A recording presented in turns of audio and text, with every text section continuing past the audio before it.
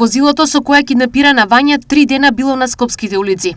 Зошто не е детектирано од Safe City? Прашаа денеска од ВМРО ДПМН на прес, објаснувајќи ги пропустите на МВР за кои од партијата очекуваат одговори. Под 2. Дали се превземени детални мерки преку операторот на телефонскиот број на исчезнатиот за да се обработат листите на разговори кои ги остварило лицето во изминатите денови наназад? Под 3. Дали е точно дека од вештачењето на трагите на телефонот на исчезнатото лице се пронајдени траги на лице кое моментално е на издржување на казна затвор?